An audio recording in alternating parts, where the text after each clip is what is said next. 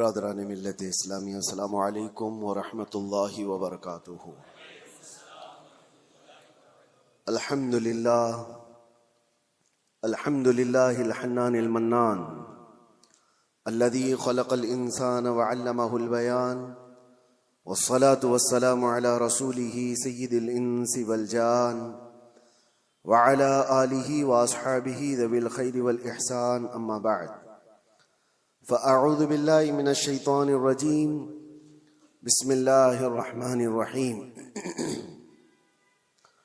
ليس البر أن تولوا وجوهكم قبل المشرق والمغرب، ولكن البر من آمن بالله واليوم الآخر والملائكة والكتاب والنبيين وآتى المال على حبه ذوي القربى واليتامى والمساكين وابن السبيل والسائلين وفي الرقاب، وأقام الصلاة وآتى الزكاة والموفون بعهدهم إذا عاهدوا، والصابرين في البأساء والضراء وحين البأس، أولئك الذين صدقوا وأولئك هم المتقون، صدق اللہ العظیم۔ بارگاہ رسالت معاب صلی اللہ علیہ وسلم میں درود پاک کا ہدیہ پیش کریں۔ اللہم صل علی سیدنا محمد معدن الجود والکرم وآلہ واصحابہ الکرام وابنہ الکریم وبارک وسلم صلاة دائمة سرمدا ابدا۔ عزیزان گرام وقار، سب سے پہلی چیز انسان کو جو سیکھنی چاہیے وہ انسانیت ہے۔ انسانیت کیا چیز ہے؟ انسان جو اس کائنات میں آیا ہے اسے اپنی انسانیت معلوم ہو، میں کیوں آیا ہوں، اور اس کے بعد پھر تمام چیزیں ہیں۔ اسی لیے قرآن میں اللہ تعالیٰ فرماتا ہے نیکی صرف اس کا نام نہیں ہے کہ تم اپنا منہ مشرق کی طرف کر لو، مغرب کی طرف کر لو۔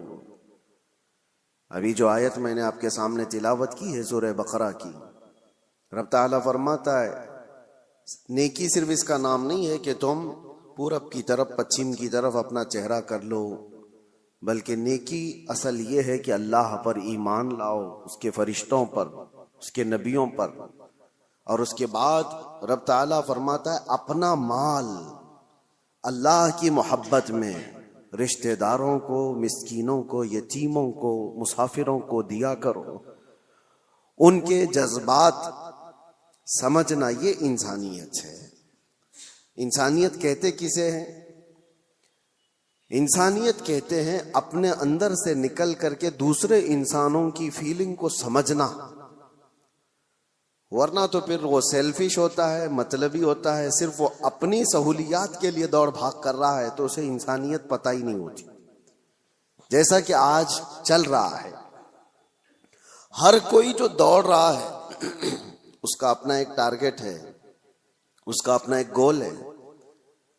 وہ چاہے بڑے سے بڑا نیتا ہو، وہ جہاں تک بھی پہنچ جائے وہ خاموش نہیں ہے، اس سے آگے دوڑ رہا ہے۔ لیکن اس کی دوڑ کے پیچھے ریزن اگر آپ تلاش کریں گے تو یہی ملتا ہے کہ وہ ایک کمفرٹ زندگی چاہتا ہے، ایک آرام دہ زندگی چاہتا ہے۔ اس کو ایک بڑا بنگلہ چاہیے یا اپنی اولاد کو سیٹ کرنا ہے، صرف اور صرف اپنے حد تک سوچ رہا ہے۔ وہ بندہ کہاں ہے جو دوڑ بھاگ کرتا ہے تو غریبوں کے لیے، مسکینوں کے لیے، یا پھر دوسرے انسانوں کے لیے جی رہا ہو؟ انسانیت اس کو کہتے ہیں۔ وہ بہت خال ہیں، آج بہت کم لوگ ہیں۔ میں نہیں کہتا کہ صفحہ ہستی سے مٹ گئے، بہت کم ہیں۔ انسانیت کے لیے سب سے پہلے اس روئے زمین پر میں آپ کو بتاتا ہوں، قانون کی شکل میں کوئی اگر یہاں انسانوں کے پاس کوئی چیز آئی، دستاویز آئی، تو سب سے پہلے اسلام نے لایا ہے۔ سب سے پہلے اللہ کے حبیب صلی اللہ تعالی علیہ وسلم نے صرف اور صرف نمازوں کی، زکوٰۃ کی، حج کی تبلیغ نہیں فرمائی۔ آپ اگر حضور پاک صلی اللہ تعالی علیہ وسلم کی تعلیمات کا حصہ دیکھیں تو اکثر حصہ یہ انسانیت کے متعلق ہے۔ اور سب سے پہلے آپ کو میں اگر یہ بتاؤں، حضور پاک صلی اللہ علیہ وسلم نے یہ فرمایا وہ شخص مومن ہی نہیں جس کے شر سے، جس کے فتنے سے اس کا پڑوسی محفوظ نہ ہو، وہ مومن نہیں ہے۔ دوسری حدیث ہے اللہ کے حبیب صلی اللہ علیہ وسلم فرماتے ہیں کہ وہ شخص ایمان والا نہیں ہو سکتا کہ پیٹ بھر کر کھا کر سویا ہو اور اس کا پڑوسی بھوکا سو رہا ہو۔ ایک روایت میں ہے کہ جب تم اپنے گھر میں سالن بناؤ تو پانی تھوڑا سا زیادہ کر لو تاکہ تم اپنے پڑوسی کو بھی وہ پہنچا سکو۔ ضروری نہیں کہ پانی والا ہی پہنچائے، اگر تمہاری استطاعت نہیں ہے تھوڑا سا ہی بنتا ہے۔ تو یہ ایک مثال دی گئی ہے۔ یہ ہیں دوسروں کے حقوق کے سلسلے میں اسلام کی تبلیغ۔ آپ کو میں بتاؤں یہ انسانیت ہے، اور جس سے آج دنیا فراموش کر چکی ہے۔ سب کے سب اکثر مطلبی لائف جینا چاہتے ہیں، سیلفش لائف، جس میں صرف اور صرف اس کا اپنا چاہیے۔ اور خاص طور پر یہ بڑے بڑے شہروں کی بات میں اگر کہوں، میٹروپولیٹن سٹیز جو ہیں، بڑے بڑے اپارٹمنٹ میں رہنے والے لوگ، حیرت ہوتی ہے اسی فلور پہ 25 سال سے لوگ رہ رہے ہیں، لیکن ان کو پتہ ہی نہیں ہے کہ پڑوس میں کون رہتا ہے۔ بلڈنگ میں جنازہ نکل رہا ہوتا ہے اور لوگوں کو پتہ ہی نہیں ہوتا کہ کون مرا آج۔ انسانیت ایسی نہیں تھی پہلے میاں۔ گاؤں کی آج بھی تہذیب ایسی ہے کہ گاؤں کے کسی بھی گھر میں چھوٹی سی بھی بات ہو تو پورے گاؤں والوں کو خبر ہو جاتی ہے اور سب اس کے گھر جمع ہو جاتے ہیں۔ یہ شہروں میں خاص طور پر زندگی انسانیت سے ہٹتی چلی جا رہی ہے۔ سیلفش لائف جینا چاہتا ہے انسان، میں بھلا میری لائف بھلا بس، بلکہ سارے رشتے ناتے سب ختم کر کے دنیا اس کو پوش لائف کہتی ہے۔ کچھ ایسی سوسائٹیز ہیں جہاں پر گیٹ بھی لگا دیے گئے کہ لوگ آنا جانا نہ رکھیں، کوئی آ نہ سکے ہمارے گھر، اور گھر ایسے بنائے جائیں کہ زیادہ طور پر گھر میں کوئی آ کر کے رہ نہ سکے۔ یہ ساری انسانیت سے گری ہوئی حرکات ہیں۔ آؤ مصطفیٰ کریم صلی اللہ تعالیٰ علیہ وسلم کے اس معاشرے میں، حضور کی بارگاہ میں ایک دن کوئی مہمان آیا۔ اللہ کے نبی صلی اللہ تعالیٰ علیہ وسلم نے فرمایا کوئی ہے میرے صحابہ میں جو میرے اس مہمان کی مہمان نوازی کرے آج؟ کون نہیں کرتا؟ ایک صحابی حضرت طلحہ اٹھتے ہیں، کہتے ہیں یا رسول اللہ میں ان کو گھر لے جاتا ہوں۔ جبکہ گھر کی کیا سچویشن ہے انہیں خبر نہیں ہے۔ ہوتا ایسا ہی نا کہ گھر میں کھانا ہے بھی کہ نہیں ہے پتہ نہیں ہو تو کسی اور کو کیسے لے کے آئیں گے، لیکن اس صحابی نے کہا رسول اللہ کا مہمان ہے، لے کر چلیں گے۔ جب گھر لے کر کے آئے تو آج کی بیویاں نہیں تھی جو کوستی کہ آنے سے پہلے اطلاع تو کر دیتے، دودھ چائے کا انتظام تو کر لیتی۔ یہ جو آج کوستی ہیں نا، وہ صحابیہ تھی، اپنے شوہر سے کہتی اتفاق ایسا ہے کہ آج ہمارے گھر میں صرف ایک آدمی کے کھانے کی بھر کی چیز موجود ہے، اور وہ لوگ پہلے سے 3 لوگ تھے، شوہر بیوی اور بیٹا، مہمان ایک آیا ہے۔ تو حضرت طلحہ گھبرائے اور کہا صرف ایک آدمی کھا سکتا ہے اور ہم 4 لوگ ہیں، کیا کیا جائے؟ رسول اللہ کا مہمان ہے۔ وہ صورت نہیں ہے کہ یہیں سے باہر سے مصافحہ کر کے بھیج دیا جائے۔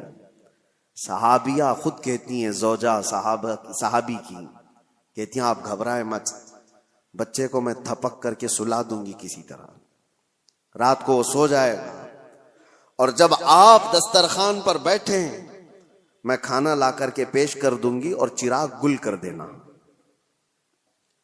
دیکھیے آپ، چراغ جو روشنی دے رہا ہے اس کو گل کر دینا۔ اور وہ صحابی کہتے ہیں ہاں ٹھیک ہے، میں صرف اور صرف چبانے کی آواز کرتا رہوں گا اور مہمان رسول پیٹ بھر کر کھا لے گا۔ یہ گھر کی مزاج میں آپ کو بتا رہا ہوں۔ کھانا رکھا گیا اور جیسی کھانا آیا چراغ گل ہو گیا، اور مہمان کو کہا گیا کہ آپ کھاتے رہو، چراغ جلنے تک وقت لگ جائے گا۔ اور یہ صحابی صرف اور صرف اپنا منہ چلاتے رہے تاکہ مہمان کو لگے کہ میں بھی کھا رہا ہوں۔ ایک لقمہ بھی نہیں کھایا، بلکہ پورا اس مہمان کو کھانے دیا۔ جب پیٹ بھر کر وہ کھا لیے تو تینوں گھر کے افراد بھوکے سوئے رہے، اور اللہ کے نبی کا یہ مہمان جو ان کے گھر کا بھی مہمان تھا پیٹ بھر کر کھایا اور سویا۔ صبح فجر میں یہ صحابی اٹھ کر کے حضور پاک صلی اللہ تعالی علیہ وسلم کے دربار میں حاضر ہیں، مسجد میں آئے ہیں۔ اس سے پہلے کہ وہ آتے میرے آقا مسکرا کر استقبال کے لیے کھڑے ہیں اور فرماتے ہیں طلحہ تم نے کیا مہمان نوازی کی کہ اللہ تعالیٰ سلام بھیج رہا ہے؟ کیا مہمان نوازی کی کہ فرشتے اس پر رشک کرتے ہیں؟ عزیزان گرامی وقار، یہ انسانیت تھی جو رسول اللہ صلی اللہ تعالی علیہ وسلم نے معاشرے میں صرف اور صرف پھیلائے نہیں، پلایا تھا۔ جنگ موتا کا وہ واقعہ اکثر بیان بھی ہوتا ہے کہ ایک جنگ ایسی بھی آئی کہ جس میں ایک صحابی وہ کہتے ہیں میں زخمیوں کو پانی پلاتا تھا، جو زخم کھا کر کے گر جائے اس کو میں اپنے مشکیزے سے پانی پلاتا۔ ایک جگہ پر ایک صحابی زخم کھا کر گر گئے اور ان کا آخری وقت لگ رہا تھا، میں پانی لے کر ان کے پاس گیا، وہ العطش العطش کہہ رہے تھے، پیاس پیاس، مگر جب قریب پہنچا تو کسی اور زخمی کی آواز آئی، تو اس صحابی نے کہا میرے اس بھائی کو پہلے پلا دو، تمہارے پاس پانی تھوڑا سا ہے اس کو پلا دو۔ یہ صحابی کہتے ہیں میں دوسرے کے پاس گیا تو ایک تیسرے کی آواز آئی، دوسرے نے بھی کہا کہ جاؤ مجھ سے پہلے اس کو پلا دو۔ تیسرے کے پاس گیا تو وہاں جاتے وقت یہ صحابی کہتے ہیں ان کا انتقال ہو گیا، وہ پی نہ پائے۔ میں پلٹ کر کے آیا کہ ان دونوں کو پلا دوں تو واپس آ کر دیکھا تو ان دونوں کی بھی جان جا چکی تھی، ایک دوسرے کے لیے انہوں نے پانی تک نہیں پیا۔ یہ معاشرہ تھا اسلام کا، اور رسول اللہ صلی اللہ تعالی علیہ وسلم نے جو انسانیت کے اعلیٰ اقدار اپنے صحابہ میں پیدا کیے تھے۔ میرے عزیزوں، بیان کرنا یہ آسان ہے، اس کو پریکٹیکل اپنی لائف میں لے کے آنے کی کوشش کریں، اپنی زندگیوں میں اس کو لے کر کے آئیں۔ انسانیت وہ نہیں ہے کہ جو آج لوگ سمجھتے ہیں گھر میں کھانا بنا تھا اور اس کے بعد بچ گیا تو ہم دوسروں کا بھی خیال کرتے ہیں۔ تم اپنا کچرا کسی اور میں ڈم کرنا چاہ رہے ہو، خیال نہیں کر رہے ہو۔ خیال اس کو کہتے ہیں کہ جب گرم کھانا بنا ہوا ہو اور پہلے کسی اور کا خیال آ جائے، پہلے کسی فقیر کا خیال آ جائے۔ بچ جانے کے بعد بہت سارے ایسے، ہم پہلے جب دارالعلوم میں ہوا کرتے، مدرسہ ہم بھی چلاتے تھے، اکثر لوگ شادی میں ولیمے میں دن بھر مصروف اور رات کو کھانا بچا ہے تو کہتے ہیں مدرسے کے بچوں کو کھلا دیں گے۔ بچوں کو لا کر کے کھلانے کے لیے بڑے بڑے آدھے آدھے دیگ بچے ہوئے لے کر کے آتے ہیں اور پھر وہ اس کو ثواب سمجھتے ہیں۔ ہم نے ان سے کہا تھا یہ مہمانان رسول ہیں جو طلبہ ہیں، جو رسول اللہ صلی اللہ تعالی علیہ وسلم کے مہمان کہلاتے ہیں، دین کا علم حاصل کرنے والے یہ طالب علم، اور تم ان کو اپنے گھر کا بچا ہوا کچرا لا کر ڈم کرنا چاہتے ہو۔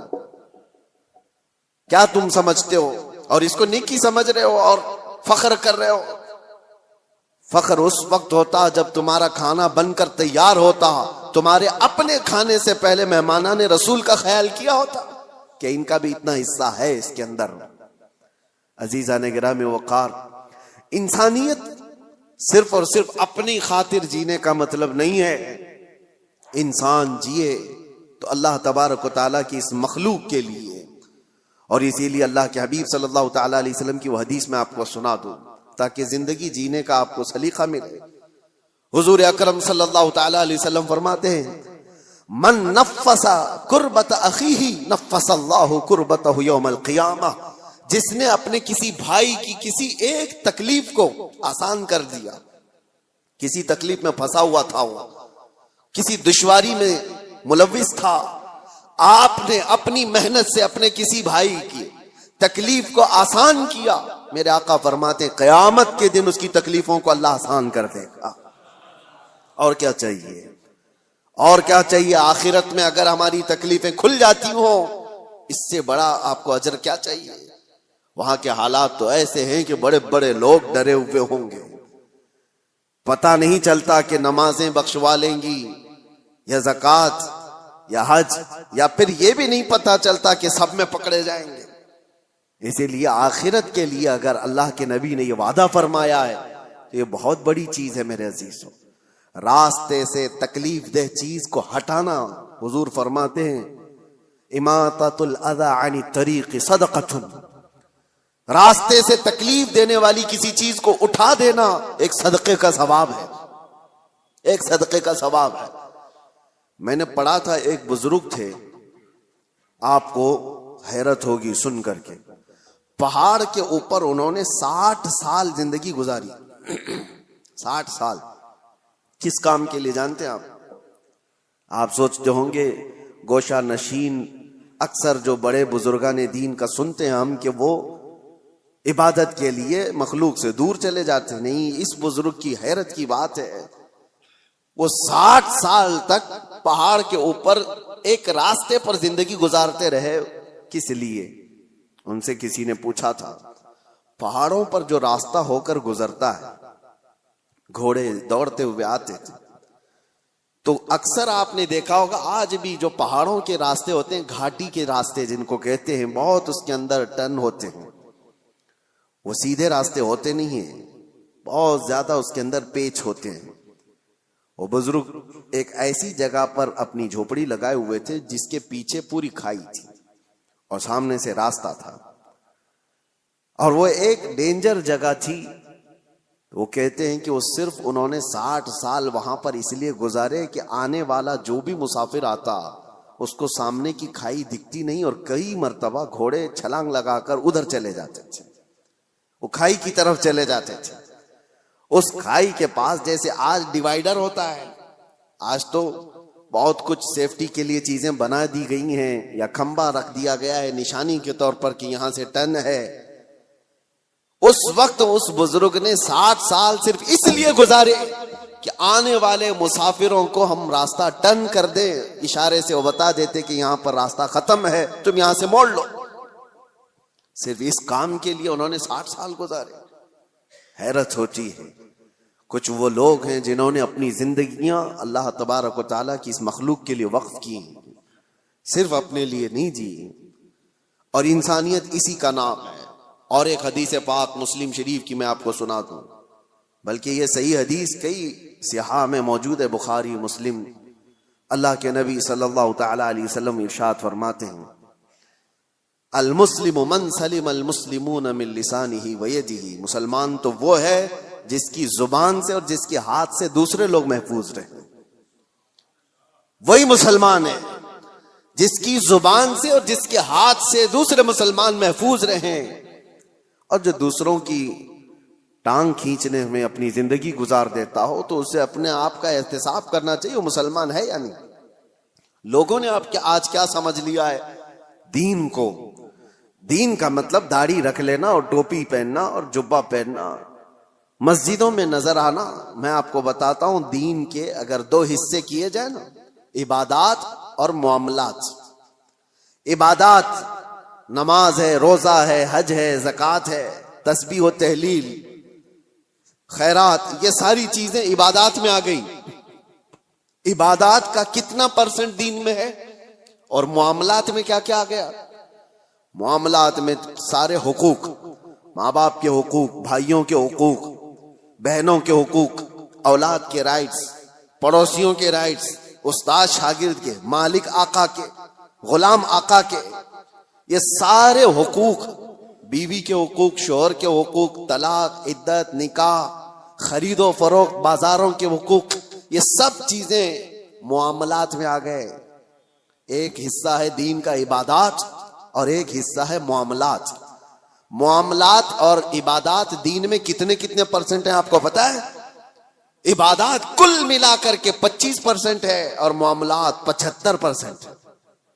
دین میں معاملات 75% ہے اور عبادات 25% ہے. اور آج لوگ کیا سمجھتے ہیں؟ جو عبادات میں بہت نظر آتا ہے ارے وہ دیندار آدمی ہے، نمازوں میں، اس کی داڑھی میں، اس کی ٹوپی میں نظر آتا ہے تو وہ دیندار ہے. میاں وہ تو صرف 25% کا دیندار ہے. اصل دیندار وہ ہے جو معاملات میں اچھا ہے، معاملات میں پکا ہے. یہاں نمازیں بھی پڑھتا ہے اور لوگوں کو دھوکے بھی دیتا ہے. کچھ لوگوں نے داڑھی صرف اس لیے رکھی کہ لوگوں کو ٹوپی پہنائے، لوگوں کو دھوکہ دے. یہ انسانیت نہیں ہے میرے عزیزوں، وہ غدار ہے. اور لوگ جو یہ سمجھتے ہیں کہ لوگ داڑھی والے دھوکہ دیتے ہیں، ایسا نہیں ہے. داڑھی والے نہیں دھوکہ دیتے، دھوکہ دینے والا داڑھی رکھ لیتا ہے. داڑھی والے چور نہیں ہوتے بلکہ چور داڑھی رکھ لیتا ہے. تاکہ وہ اپنی چوری کو آسانی سے نبھا سکے. اس بات کو، فرق کو آپ سمجھا کریں. اور جس نے اس چیز کو استعمال کیا وہ دنیا میں بھی خائب و خاسر ہے، آخرت میں بھی بہت ذلیل و رسوا ہوگا. معاملات میں آپ پکے ہو جائیں. جس کے ساتھ جو بات ہوئی ہے اس کو مکمل رکھیں، باتوں میں ہیرا پھیری نہ ہو. جھوٹ بولنا اور دھوکہ دینا، آج جیسے کہ لوگ معاملات میں شک کرنے لگ گئے کہ مسلمانوں کے ساتھ ڈیل کرنا مشکل ہے، کہ پتہ نہیں ہے کب بھاگ جائے، کب دھوکہ دیتے. نہیں میرے عزیزو، اللہ کے نبی صلی اللہ تعالی علیہ وسلم نے وہ معاشرہ بنایا تھا جہاں لوگ فخر کرتے تھے مسلمانوں کے ساتھ تجارت کرنے میں، اس لیے کہ دھوکہ اسلام میں جائز نہیں.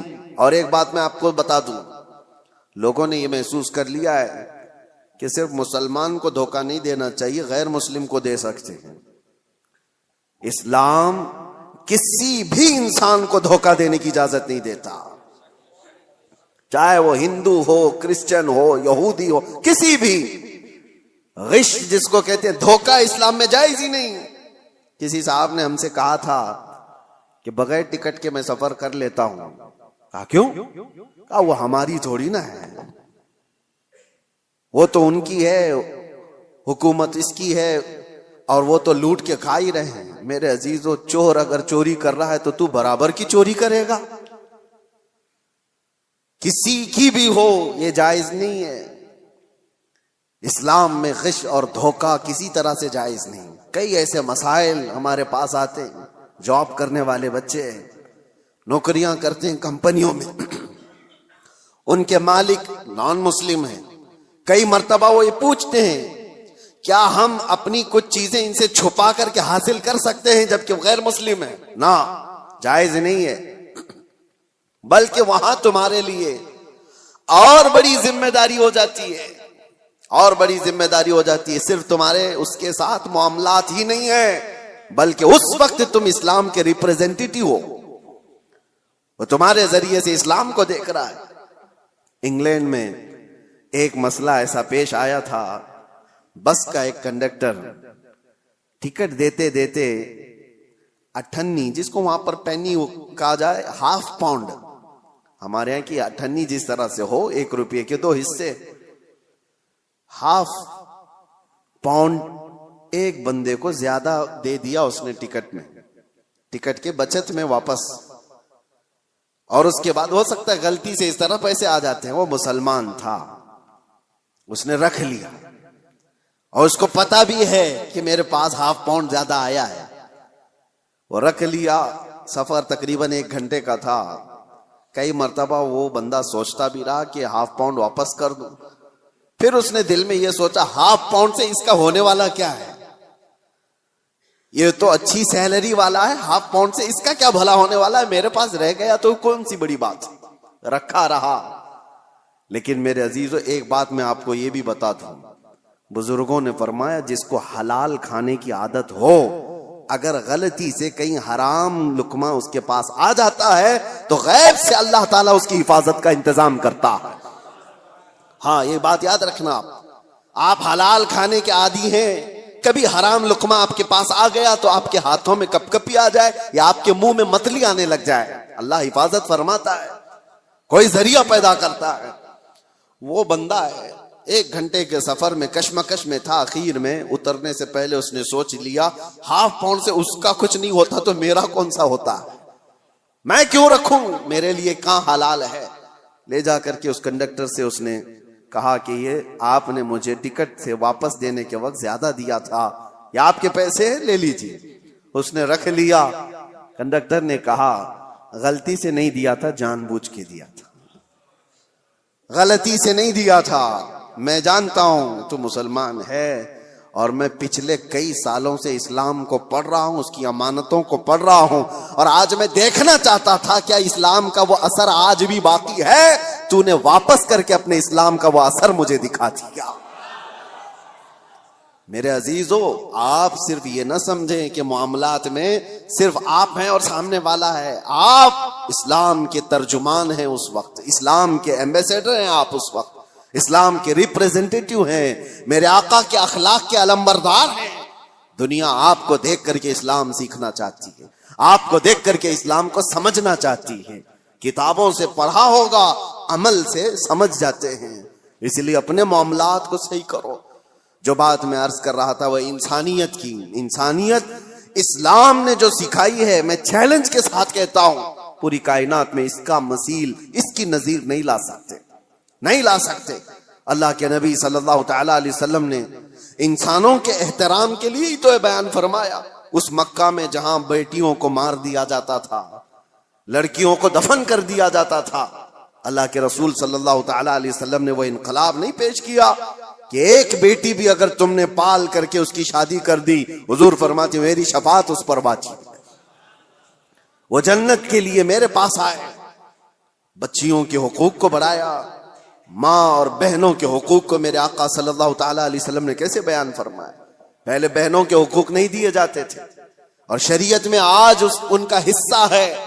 بہت سارے مسلمان آج مطلب پرست ایسے ہو گئے، مال زیادہ آ گیا، باپ کی طرف سے وراثت ملی تو اس پر ناک سانپ کی طرح بیٹھ گئے اپنی بہنوں کا حصہ مار کر کے، اور وہ یہ کہتے ہیں بہنوں کی تو ہم نے شادی کر دی تھی نا، اس میں تو لاکھوں خرچہ ہوا تھا۔ ارے وہ کھانا کھلائی ہوئی چیز کو تم انگلی ڈال کر کے الٹی کروانا چاہتے ہو؟ کسی بہن کی شادی کروانا یہ وراثت کی حصوں میں سے اس کو ڈیڈکٹ نہیں کیا جائے گا، وہ تو تمہارا اخلاقی فریضہ تھا جو تم نے ادا کر دیا، وہ تمہاری اخلاقی ذمہ داری تھی جو تم نے ادا کیا۔ بہنوں کا حصہ ماں باپ کی وراثت میں سے جتنا قرآن نے بتایا ہے اتنا دو، ورنہ قیامت کے دن ایک بالشت زمین کے بدلے 7 زمین و آسمان کا توق بنا کر اس کے گلے میں ڈالا جائے گا، وہ اٹھا نہیں پائے گا، اور بہت بڑے عذاب میں مبتلا ہوگا آخرت میں، بہت بڑے عذاب میں۔ تم کتنے دن کے لیے حاصل کر رہے ہو بہنوں کے حقوق مار کر کے؟ لوگ یہ سوچتے ہیں، اور ویسی باپ جب مرا ہوتا ہے تمہاری بھی عمر 40 کے آس پاس ہو رہی ہوتی ہے اکثر، بچے کتنے تمہاری زندگی کے 15-20 سال، ان 15-20 سالوں میں اپنی بہنوں کے حقوق لے کر بیٹھ جاتے ہو، کیا تمہارا حاصل ہوا آخرت کے عذاب کے علاوہ؟ اللہ تعالیٰ نے قرآن میں جو بیان فرمایا اس کو پورا ادا کرو۔ لوگ یہ سمجھ بیٹھے کہ جس کا جتنا آ جائے وہ ہمارا ہے، یہ اسلام نہیں ہے۔ 40 سال تک بھی اگر تمہارے پاس کوئی اس کا مانگنے والا نہ آیا تب بھی وہ مال تمہارا نہیں ہے۔ حدیث پاک ہے، میں آپ کو صرف اور صرف اس کی ایک جھلک بتا دوں۔ حضور پاک صلی اللہ تعالی علیہ وسلم نے فرمایا کہ بنی اسرائیل کا ایک شخص، بنی اسرائیل میں 3 لوگ ایسے تھے جو ایک پہاڑ کی چٹان کھسک آنے کی وجہ سے غار میں پھنس گئے۔ وہ تو پناہ لینے کے لیے رکے تھے اور ایک چٹان آ کر غار کے منہ پر گر گئی، پھنس گئے، وہی قبر بن گئی۔ رونے لگے، گڑ گڑانے لگے، کوئی ان کے پاس آسرا نہیں تھا کہ نکل جائیں۔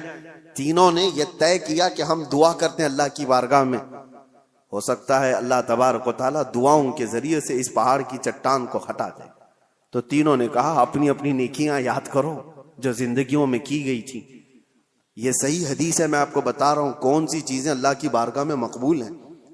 اس میں سے ایک بندہ اللہ کی بارگاہ میں سجدہ ریز ہوا، اس نے کہا اے اللہ تو جانتا ہے میں اس وقت تک گھر میں کھانا نہیں کھاتا تھا جب تک اپنی ماں کو نہیں کھلا دیتا تھا۔ اس کی بوڑھی ماں تھی، ایک رات وہ آیا اور بچے بھوکے تھے، اس وقت بچے باپ سے لپٹ گئے کھانے کے لیے۔ وہ بندہ کہتا ہے اس وقت بھی جب شدت سے مجھے بھوک لگی تھی میرے بچوں کو، سب سے پہلے میں اپنی بوڑھی ماں کو چبا کر کے کھلایا، پھر بچوں کو کھلایا۔ اے رحمان اگر تجھے یہ ادا پسند آئی ہو میری زندگی کی تو اس پہاڑ کی چٹان کو ہٹا دے۔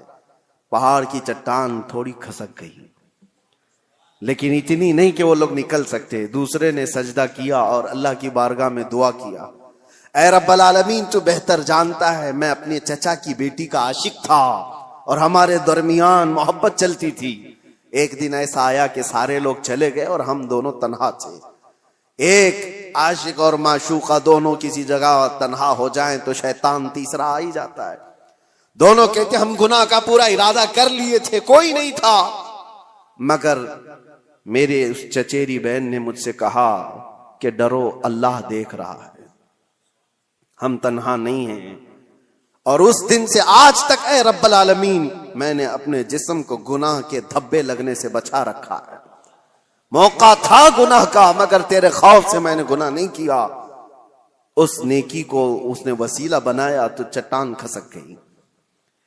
تیسرا جو بندہ تھا جو مجھے بیان کرنا ہے آپ کے سامنے, جو میرے ٹاپک ہے, جو ہمارا آج کا عنوان ہے, تیسرا بندہ وہ کہتا ہے کہ اے رب العالمین تو جانتا ہے کہ میں مزدوروں کو اپنے ہاں کام کے لیے رکھتا تھا, کام کراتا تھا, زمینوں کا مالک تھا. ایک مزدور ایسا بھی آیا میری زندگی میں کہ اس کی ماہانہ تنخواہ دی جانی تھی لیکن اس سے پہلے وہ غائب ہو گیا.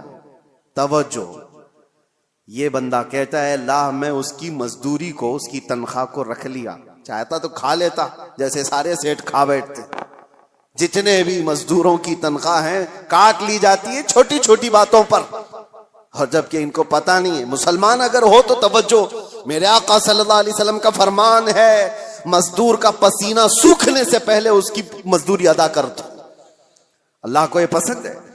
اب یہ بندہ کہتا ہے کہ وہ مزدور تنخواہ لیے بغیر چلا گیا, میں نے اس کی مزدوری کو لے کر ایک بکری خرید لی اور بکری کو پالا. رب تبارک و تعالیٰ کی بارگاہ میں وہ کہہ رہا ہے بکری کو پالا, بکری نے بچے دیے اور پھر اس میں برکت اتنی ہوتی گئی, سالوں بیت گئے, بکریوں سے بکریاں, بکریوں سے بکریاں اتنی بڑھ گئی کہ وہ ریوڑ ہو گیا, بلکہ ایک میدان میں بھی وہ بھر نہیں پاتی تھیں. مجھے شہر سے باہر جانا پڑا, شہر سے باہر بہت بڑا میدان ان بکریوں کے لیے. ایک بکری سے اتنی بکریاں ہو گئی. اور یہ بھی بات بتا دوں, میرے آقا نے فرمایا بکری میں برکت ہے, سارے جانوروں میں بکری میں اللہ نے برکت رکھی ہے. اور اتنی زیادہ بکریاں ہو گئی لیکن اس میں سے ایک بکری بھی نہ اس نے بیچا, نہ کھایا, نہ استعمال کیا. کئی سالوں کے بعد وہ مزدور واپس آ جاتا ہے اور آ کر کے اس نے اپنے آقا سے کہا کہ آپ کو پتہ ہے میں آپ کے یہاں مزدوری کیا کرتا تھا, کام کرتا تھا, اور ایک آخری وقت ایسا آیا تھا کہ میں اپنی مزدوری لیے بغیر چلا گیا تھا. اگر ہو سکے تو آج میری بڑی مجبوری ہے, میں بہت بے بس ہوں, میری وہ مزدوری اگر آپ کے پاس رکھی وہ تو مجھے دے دیجیے. یہ بندہ کہتا ہے میں اس مزدور کا ہاتھ پکڑا اور لے جا کر کہا یہ ساری بکریاں تیری مزدوری کی ہیں, یہ تیری تنخواہ ہے. اس نے کہا سیٹھ صاحب کیا مذاق کر رہے ہو میرے ساتھ, میری تنخواہ اتنی نہیں ہے کہ ایک بکری بھی آ سکے آج کے زمانے میں, اتنی ساری بکریاں. وہ کہتا ہے جس وقت تو اپنی تنخواہ چھوڑ گیا تھا میں اس وقت تیری رقم سے ایک بکری خریدا اور اللہ نے اس میں اتنی برکت عطا کی. وہ بندہ دیکھتا ہے کہ آپ سچ کہہ رہے ہو. اس نے کہا ہاں سچ کہہ رہا ہوں, بکریاں ہی نہیں اس میں سے ایک بال بھی میرا نہیں ہے, سب کچھ تیرا ہے, بکریاں بھی تیری, رسیاں بھی تیری. وہ بندہ خوشیوں کے ساتھ ہانکتے ہوئے وہ بکریاں لے کر کے جاتا ہے اور اللہ کی بارگاہ میں کہتا ہے ایسا بندہ میں نے نہیں دیکھا جو اپنے حقوق اور معاملات میں اتنا پکا ہو. رب تعالیٰ کی بارگاہ میں یہ بندہ کہتا ہے اللہ یہ میں نے خالص تیری رضا کے لیے کیا, تیرے خوف سے کیا. رب تعالیٰ نے اس کی یہ دعا سنی. حضور فرماتے فوراً وہ چٹان کھسک کر کے نکل چکی تھی, تینوں باہر آ گئے تھے. بڑی بڑی مصیبتوں میں آج بھی ہم گرفتار ہیں. ہمارے پاس ایسی کوئی چیز ہے تو رکھو اور دعا کرو. ہم نے کسی انسان کے ساتھ اگر اس کی مصیبتوں میں ایسا سلوک کیا ہے تو وہ بھی اللہ کی بارگاہ میں آج رکھو, دیکھیں مصیبتیں کیوں نہیں دور ہوتی. ہم نے تو ایسی چیزیں کہاں رکھی ہیں.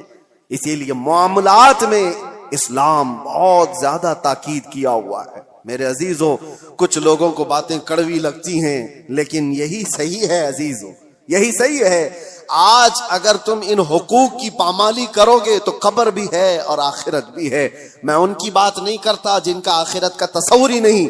آپ کو آخرت میں اللہ کی بارگاہ میں کھڑا ہونا ہے, حساب دینا ہے, اس لیے اپنے معاملات کو صحیح رکھو.